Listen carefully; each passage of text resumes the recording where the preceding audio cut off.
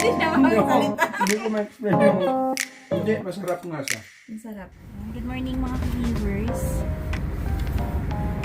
Si Dado, inayos na yung kapit ng camera kasi na natanggal sa sobrang lamig. So yan po, galing kami dito sa bangko. May inasikaso lang po kami. Ayan, nandiyan kami galing. So, sobrang lamig po ngayon. Minus 41 yung feel. Yung temperature, ano na siya, minus 28. Kaso lang yung, yun nga, yung real feel niya, sobrang lamig. So, masakit sa katawan yung lamig. Kahit sabihin mo na, eto, nakatatlong layer na ako ng damit. Tapos ano pa, naka boots. Pero ramdam mo pa din.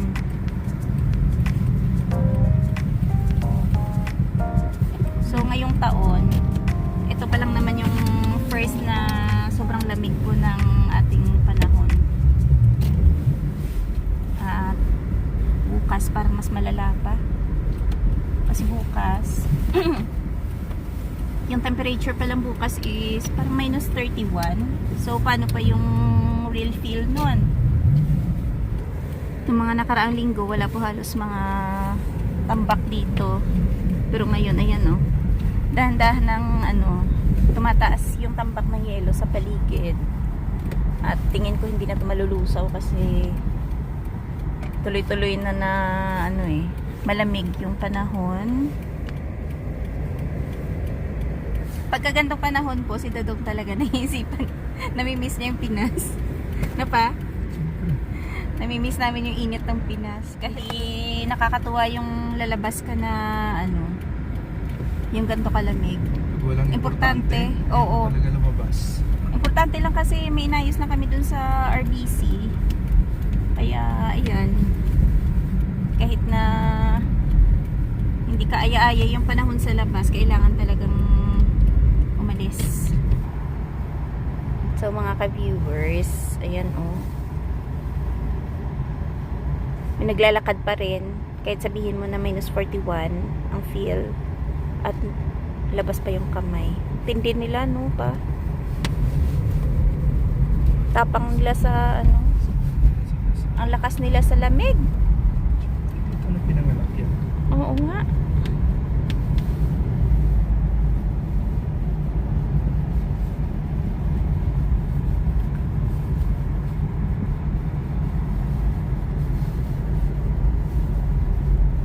Ayan, yung park na yan, puno na ng yelo.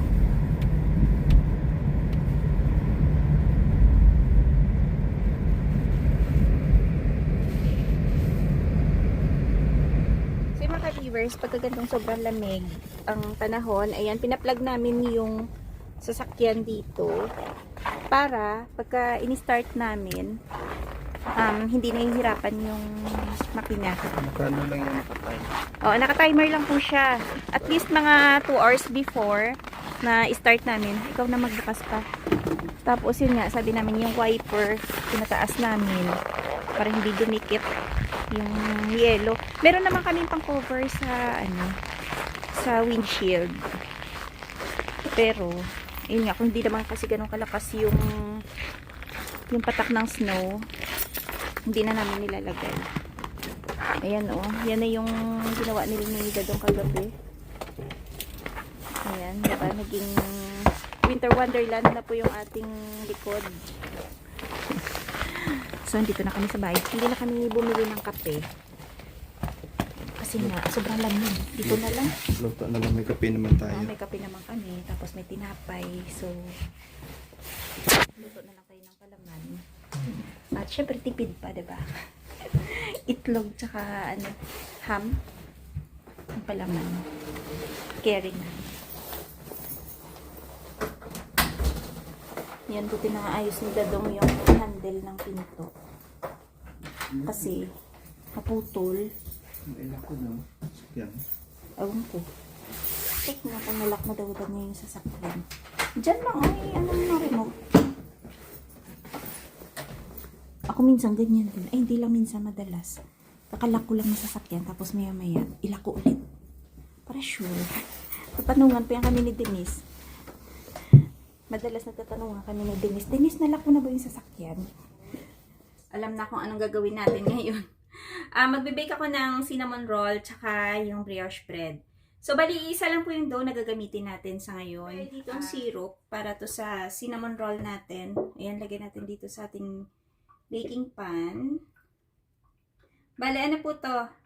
Butter, maple syrup, tsaka brown sugar. Ayan, niluto ko lang siya dito sa pan. At, ito yung pinaka-base ng ating cinnamon roll.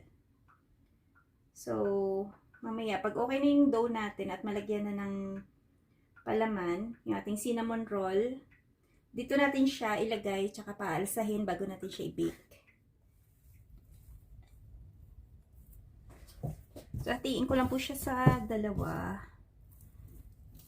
At lagay natin dun sa ating baking pan.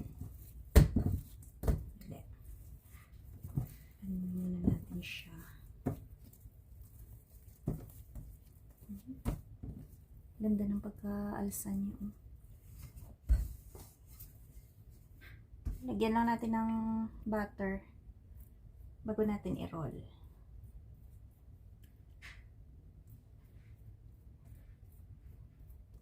Tapos ganyanin natin.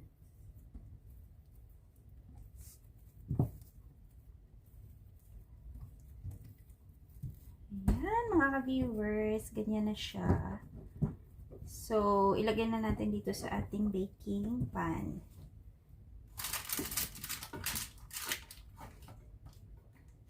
Ayan o. Paasahin muna natin bago natin siya i-bake. So, ito naman po yung ating dough para sa ating cinnamon roll. Ayan o.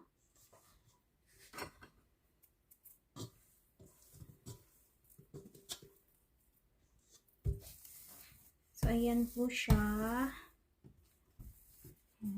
Laparan muna natin bago natin lagyan ng butter, tsaka yung sugar, and yung cinnamon powder. Ayan po, andito na yung ating brown sugar, cinnamon powder. Dagdagan ko lang ng konti. Tapos, lagay natin yung ating butter. Yan, mix lang natin bago natin dito ilagay sa ating dough. Yan, kalat lang natin. Ayan. Diba? Mas maganda yung may palaman. Lahat ng dough natin. So, ikat ko siya ng 8 pieces. Ayan.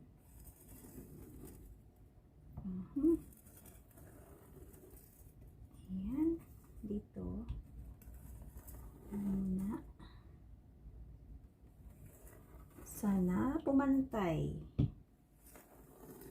Bahala na. Ang importante, mahalaga. Ayan. Roll na natin. Ito.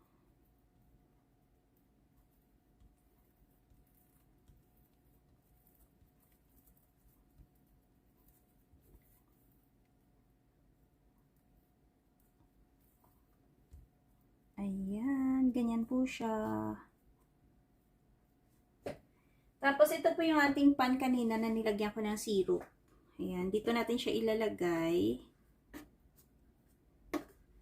Ganun. Diba? Super sweet.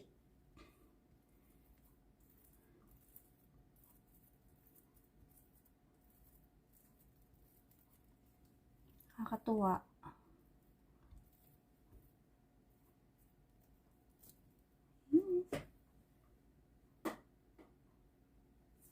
Dati po kasi yung paggawa ko ng cinnamon roll, medyo parang plakda siya. Nag-flatten. So, ito, at least medyo mataas siya tingnan.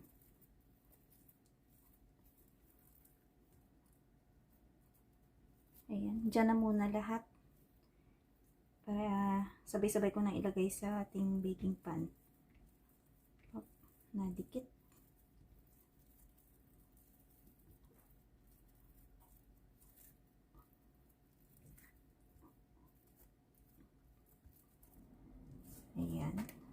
So, ganyan na siya. Nag-slide. Ay, nako. Nag-slide yung isa. Papunta dun sa kabila. Ayan. Ayaw niyang tumigil sa isang tabi. Dali. Saan na ba yun? Move natin. Kasi tumabi na siya dun sa isa. Okay. Ayan.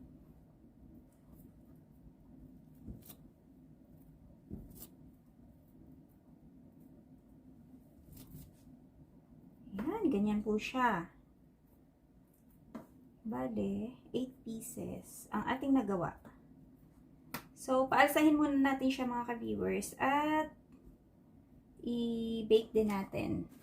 So, ito na po yung ating brioche loaf bread. Bale, umalsa na po siya. So, lagyan ko lang po ng ayan. I-brush ko lang po siya ng milk bago natin siya i-bake. So, malapit na po maluto yung ating loaf bread at yung ating cinnamon buns. Ayan na siya. Nire-ready ko na rin para i-bake na rin natin siya. So, mga ka-viewers, ayan na yung ating loaf bread.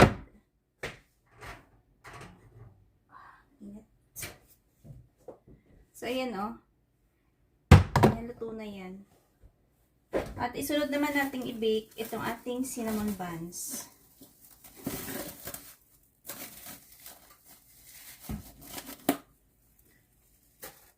Ayan. So, ayan po siya. Yung ganyan po yung itsura niya.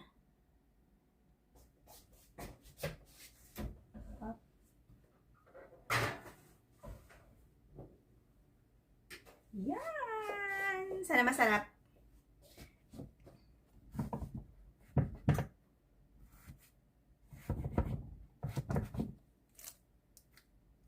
Siyempre mainit.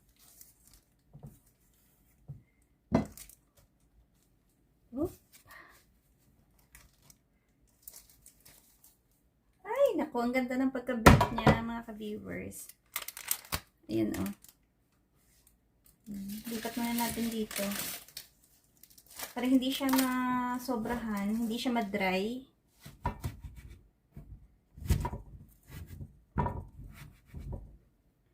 Matutuwa na naman si Dadong kasi meron siyang pang-kape.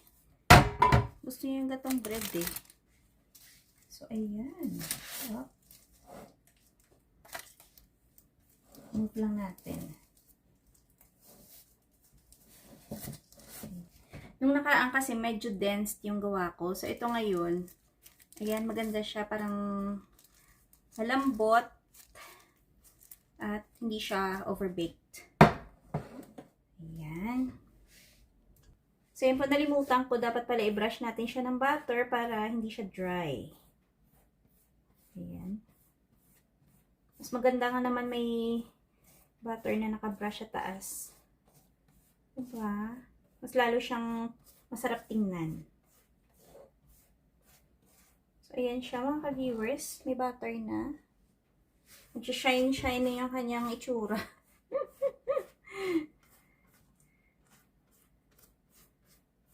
Okay. Set aside at ipalamigin natin ng konti. Slice natin siya para matikman. Ito may butter ito kaya ganyan yan. Malambot pa. Grabe. Pero ang sarap. Feeling ko lang masarap. Kasi ang lambot ng kanyang bread. At ayan o. Dahil nilagyan ko siya ng butter, so parang ay, ang bango. Ayan o, ang lambot. Try natin. Medyo mainit pa eh.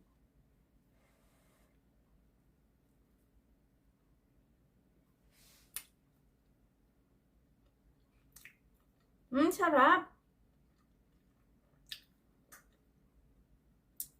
Naku, walang halong eme. Masarap talaga siya. Beng, masaya. Masarap yung bread. Brioche. Masarap siya mga ka-viewers.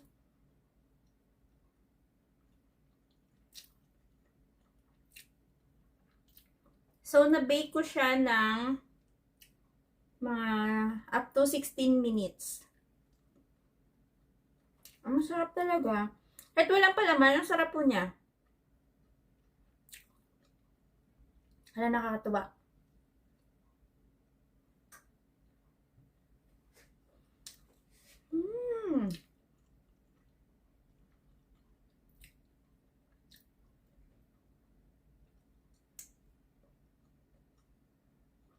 So, mga ka-viewers, ito na ang inaantay natin. Dadong, video mo muna to. Habang kinukuha ko din eh. Eh, ako na nga lang. So, mga ka-viewers, ito na. Check na natin kung luto na yung ating cinnamon buns. Wow! Naku! Tingnan nyo. Ang ganda ng pagka-bake. Ayan no. Sandali ah. In-off ko na yung oven natin. So, alisin ko na siya dyan. Ayan. Excited. Excited yarn.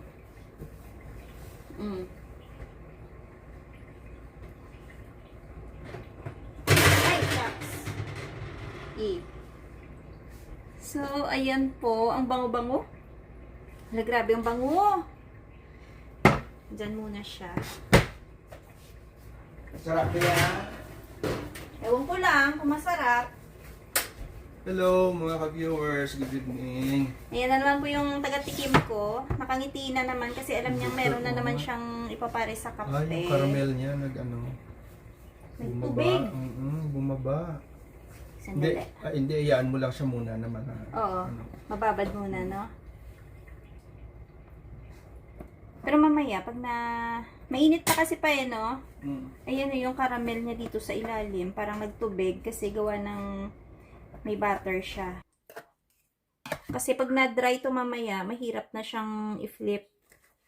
Dahil yung syrup niya is madadry na. Pag hindi na siya warm. Isa-isahin ko na lang. Kasi messy siya pag ilabas ko pa siya na ilagay ko siya sa chopping board. Kasi nung nakaraan, nilagay ko siya sa chopping board. Kumbaga parang buong, etong isang buong pan, pinaob namin. So, dito na lang siya. Ayan, isa-isa ko na lang siyang iikot. Ang lalaki.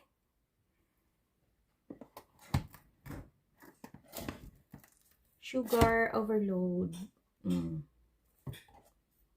Ay, grabe, ang sarap.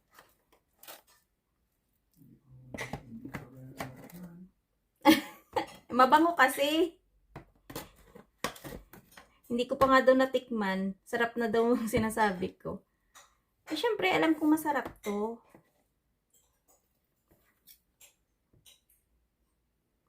Sabi ko, yung nga pa eh. Yung loaf bread. Masarap din. Ayan o.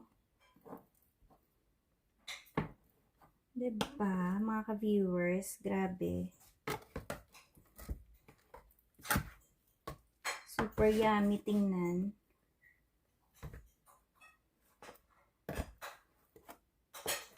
Ayan. Hindi ko na naantay si Dadong kasi mamaya madry na to. Kumakain na si Dadong. So, ganyan po yung itsura ng cinnamon buns natin. Ayan.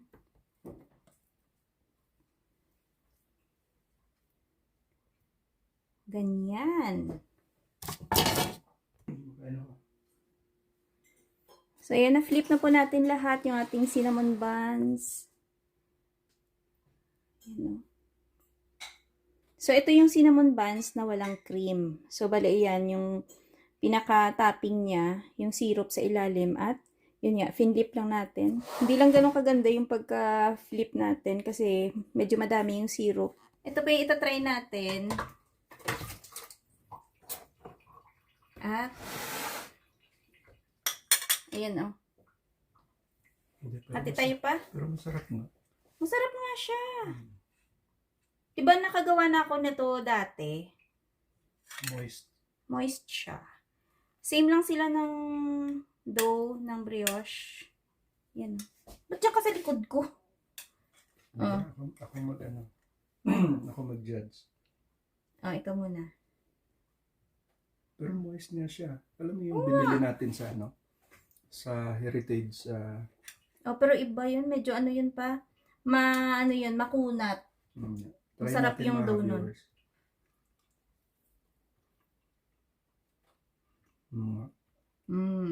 Sarap nga. Sarap. Basta masarap siya.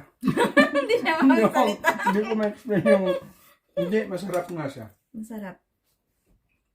Bagay sa ano? Sa? Black coffee. Dito ka muna. Wala pa tayo ano eh. Ayun nga, masarap nga daw sa black coffee. Pa isa pa nga. Makunat pa, no? Sarap siya. Pakain na naman kami ng matamis. Kaya nga. So yung mga viewers, kung gusto po niyong itry, gawin tong cinnamon buns, ayan, yung link po ng video na nagawa ko dati ay ilagay ko na lang po dun sa description box nitong video ngayon. At ayan, itry po nyo kasi masarap talaga. So, sakto po siya pang regalo dahil 'di ba magpapasko. At ayan, for sure matutuwa yung mabibigyan nyo neto. At hanggang dito na muna mga ka-viewers ang aming video for today. Maraming salamat sa palaging panonood. Ingat-ingat. Bye-bye!